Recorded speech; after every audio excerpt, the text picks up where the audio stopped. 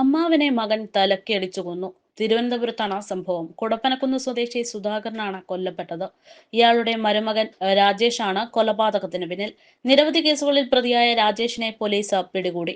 കഴിഞ്ഞ ദിവസം രാത്രിയാണ് കൊലപാതകം നടന്നത്. സുധാകരനും രാജേഷും ഒരു വീട്ടിലാണ് താമസം. സ്ഥിരമായി മദ്യപിച്ചെത്തുന്ന രാജേഷ് അമ്മാവനെ മർദ്ദിച്ചിരിക്കുന്നത് പതിവായിരുന്നു. കഴിഞ്ഞ ദിവസം രാത്രിയിലും രാജേഷ് മദ്യപിച്ചെത്തി അമ്മാവനെ ക്രൂരമായി മർദ്ദിച്ചു എന്നാണ് അയൽവാസികൾ നൽകുന്ന മൊഴി. ഈ മർദ്ദനമേറ്റാണ് സുധാകരൻ കൊല്ലപ്പെട്ടത്. ഇന്ന് രാവിലെയോടെ രാജേഷ് അമ്മാവന്റെ മൃതദേഹം കുളിപ്പിക്കാനായി വീടിന് വെളിയിലേക്ക് ഇറക്കുകയായിരുന്നു. ഇത് കണ്ട നാട്ടുകാരാണ് വിവരം പോലീസിനെ അറിയിച്ച് നാട്ടുകാർ ഈ വിഷയം വലിയ രീതിയിൽ ആളുകളിലേക്ക് എത്തിച്ചത്. സംഭവത്തിൽ പിടിയിലായ രാജേഷ് ഉടൻ തന്നെ സ്ഥലത്ത് നിന്ന് മുങ്ങാനുള്ള ശ്രമം നടത്തിയിരുന്നു. പക്ഷേ അധികം വൈകാതെ തന്നെ മണ്ണന്തലയിൽ നിന്നും ഇയാളെ പോലീസ് അറസ്റ്റ് ചെയ്തു.